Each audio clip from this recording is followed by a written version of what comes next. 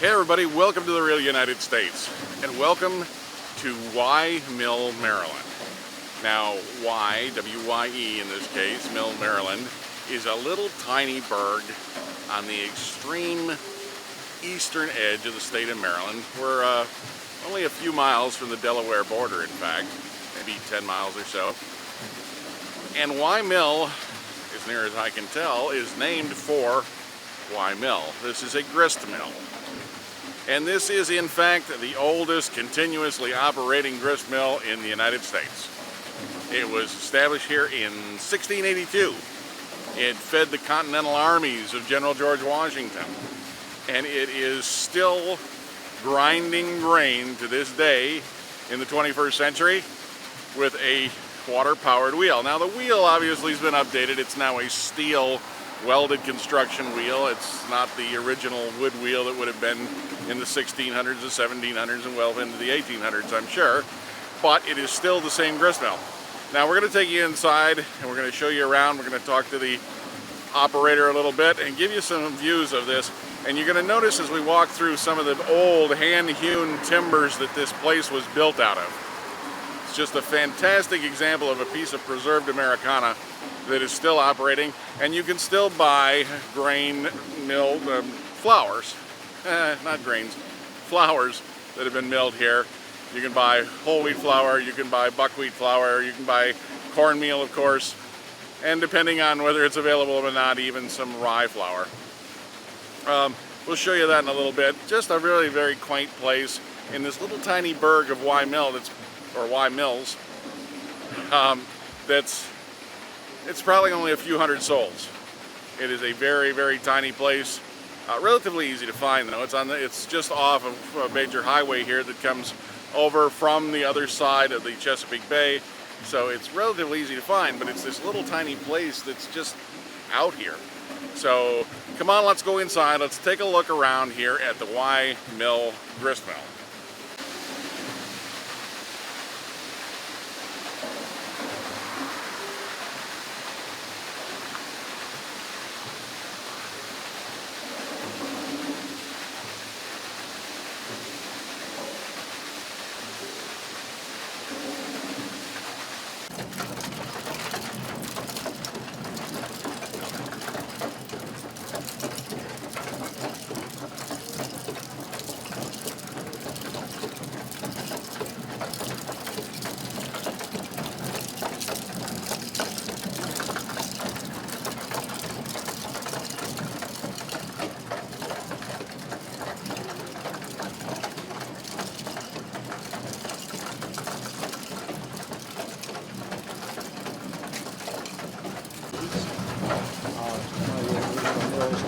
The Oliver Evans concept for milling, and it was used in this facility here. I'll show you what it is. Well, what I'm doing right now, I'm just bagging it up, but the grain is brought in here. There was an upgraded version of this system here, where this one began, you back the carriage right up to here, offload it in his barrels, and put it right through here. This is, you take it right through the basement. That opens up into the basement, and it gets picked up then by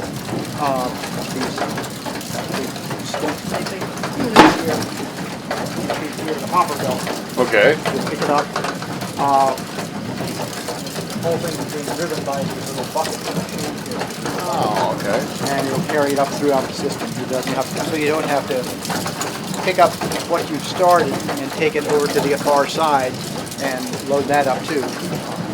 So this system would work quite well. It was patent number 2. Really? Yes. In the office, that office in D.C. Patent number 2.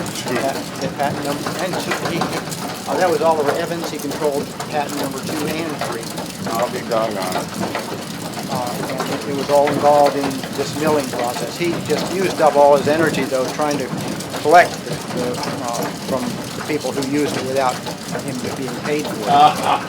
I can imagine. Yes. But the system is essentially the way it was back in the 1700s. Grain would be brought in from here. It would be put in through this right here. Right. That would go into storage. It would be picked up immediately from here, Right. taken upstairs by coppermen. They would take it upstairs and store that grain right here. As it was needed for flour, then it would be brought down and it would run down through first one of these squares of wood you see. Through the chutes, right? Yeah, and that would take it down through there, and there it would be run through this system. It would be ground up, and go back downstairs again and picked up by the belt. As it went up, it would sift it out, separate it, get the shells out, and put the flour in place. And this was whole wheat flour.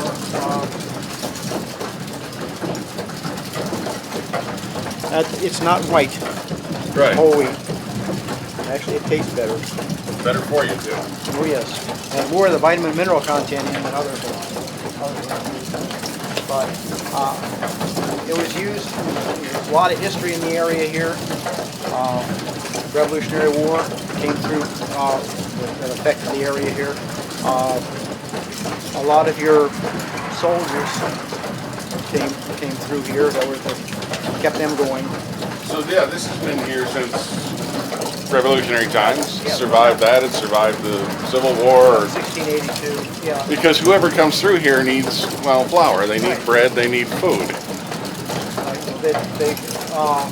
The British came through here. The Americans pretty much tried to get them out of the way, and they're very good at it. The British usually they followed trails and such like that. But over here, nobody really had a trail. You went everywhere. Right. So they tend to get lost a lot more. How much today? Now I know you're grinding today. How much flour will you normally grind on the days that you grind? With a single system like this, I could grind about a ton to a ton and a half, depending on what we were grinding. Wow, that's a significant amount of flour in a day. Yeah. Well, it's a long day. Yeah, I can imagine. 16, 18 hours. Right. And would that have been probably typical back in the day too, right? Yeah, and there used to be two of these systems here, and that would help out a lot too, because they could stop one for cleaning and refurbishing and such like that, and keep another one going. So, and it's held up quite well. And this feeds down through here, and what we saw outside where the water comes through. Yeah. Fantastic. And we get about 26 horsepower out of that water. That's pretty good. Plus, you got loads of geese and ducks and such that are up here. Right. Snapping turtles and everything else. A lot of people go fishing here. About a 50-acre lake. Nice. So you've got smaller grinders and things here in the back, and Well, it's different things for grinding. This type of a mill is basically whole wheat, things like that. You can't make white flour right, because you're grinding everything up together. right. The gadget right here was meant for doing just white flour. The Okay. church pushed a lot of white flour. It must be pure if it's white, so that's what they wanted. It ran, but it would make white flour, but it was cranky. And the miller figured that it's just not worth his time and effort. Now So this he looks went- like a yeah. more relatively modern piece of Yes, equipment, maybe it is. 19th Yeah, century. you can come right through here.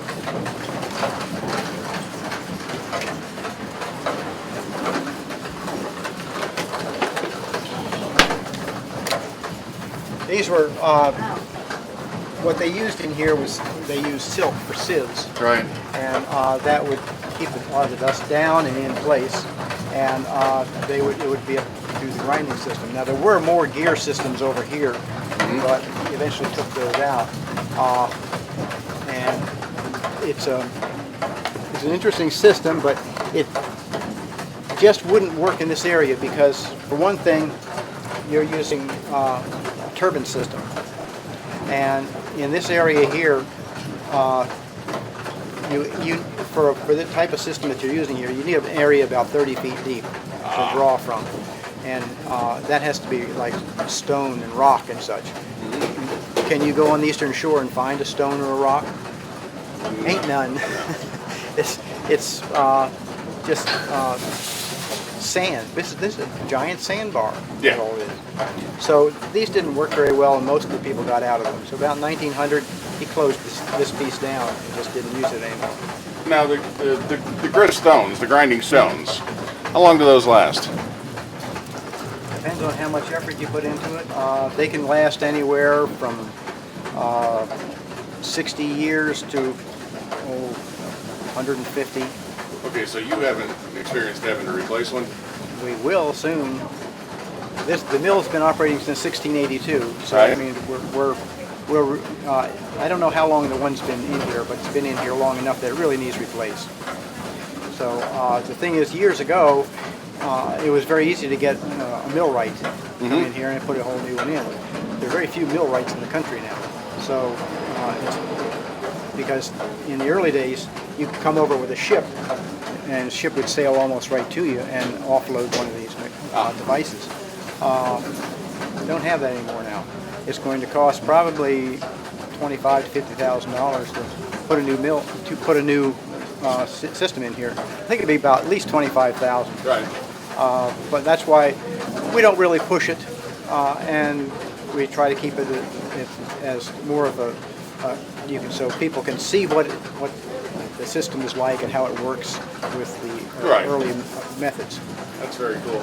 So, We actually are from Michigan, and right here on the top of the thumb of Michigan is a place called Grindstone City, and that's what they made, was grinding stones like this. So, and there are still many of them that are old or broken or whatnot still laying through the area as historical items. we've got two old ones here now. Yeah, Yeah, they but nowadays it's kind of hard to come by. yes, they are. But then if you want one, it's a pain to try to move one. Yeah. They're what, 10,000 pounds or so? Well, no, they're about 2,500 pounds. 2,500 pounds, okay. But man, this system was here. He finally said, you know, people are getting away from the white flour bit. They were going back to just using the whole wheat. Right. It was a lot cheaper, so that's what they did, and that's what this one was used for. They stopped using it because it was only set up for white flour. You sell your products here? Yes. Where at? Well, we can tell you what we've got. That's what my wife is doing. Ah, yeah. We have some corn. Oh, they're up here, okay. Let's see what you need here. Cornmeal, whole wheat, buckwheat. So they do have a few products that are ground right here in this stone wheel grinding grist mill from 1682. So it's, most of the times what people want is cornmeal, whole wheat, and buckwheat. Yeah. The three ones that they like. The thing is, this they say when they get it home, it tastes different. Well, yeah, what you bought at the store usually has been around for a couple months or more. Or more. And this was cut fairly quickly. Very cool. And so we tell them when you leave, put it in the fridge, freeze it if you're not going to be using it. Sweet. Because there's no preservatives in it. Right. Yeah, use it or lose it. I appreciate it, Jim. I really do. Thank you so much. Thank you. Now we showed you the water wheel that powers the grist mill, and as Jim explained, or will explain depending on where I put this segment, they generate about 26 horsepower off of that. Well, unlike modern mills that use big steel cutters to cut and grind up the grains, these old grist mills used stone wheels.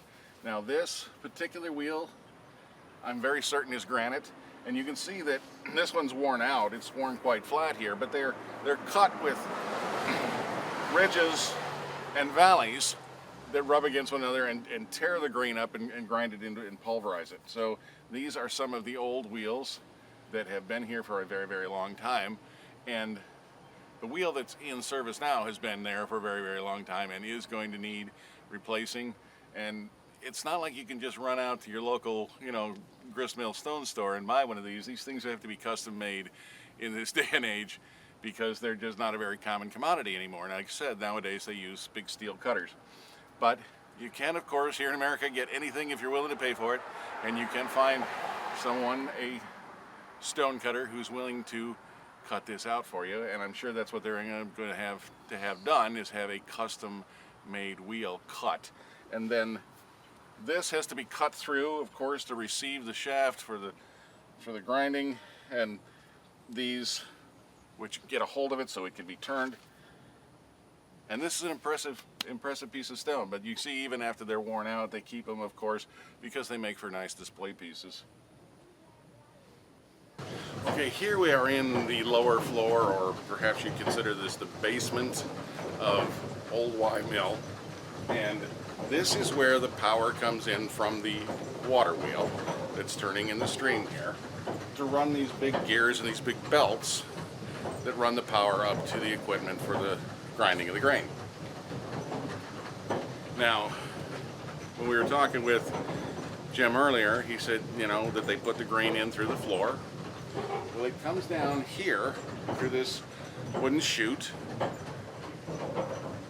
and this is where it would have come down to have been stored, where it then would be lifted up by those little cup conveyors to be brought back for grinding.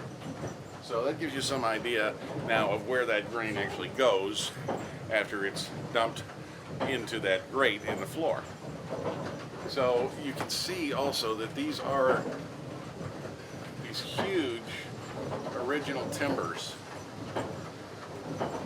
from that era. And when I had talked about hand hewn, let's do a do-si-do here and show you that these beams were hewn, cut out of a log with a tool called an adze. It's kind of like a sideways axe. If I can find a picture of one, I'll put it on the screen right now. If not, you can maybe look it up. But this is how these timbers would have been cut back in the day, when sawmills were still at kind of a premium. You know, and they weren't common, they were scarce. So a lot of the larger timbers would have been hewn, and a lot of then sawed lumber, of course, was planking like you'd have for floors or walls or roofing or whatnot in that day. So some more of the chutes that he was talking about, they're these basically wooden boxes that run vertically through the mill, and they're just nailed together with these old forged square nails. And this is what the grain would pass through, or the belts with the little cups would pass through to carry it back up. And this is fairly common in milling operations, whether it's a water wheel or whether it's a windmill, like is common in, or was common in Holland, is these sorts of chutes to carry the grain back and forth through the facility for operations. So anyway, that's pretty much it. They have some displays down here and things to visit. It's free to come here. They do ask for a $2 person donation. We were happy to do better than that. Really nice folks, really great facility. And if you get the chance, you're in Eastern Maryland, you really should stop and see this. Maybe pick up some flour. I don't know. It's just, there's so many cool little old things here. One of the things that you're going to notice about here is the aroma. There's a very distinctive aroma about freshly ground grains that I really can't think of a frame of reference that I could tell you. But when they're freshly ground like this, the whole place is permeated with this aroma. It's a kind of an earthy smell, but very, very, I don't know, comforting. And that was one of the things that Beverly noticed while we were here filming. So anyway, thanks so much for joining us here on the Real United States at Wye Mill. I hope you've enjoyed this tour through this historic piece of Americana. If you got questions or comments, hey, please leave in the comment section below. Just stop in and say hi, whatever. We love hearing from everybody. I try to get back to everybody I can.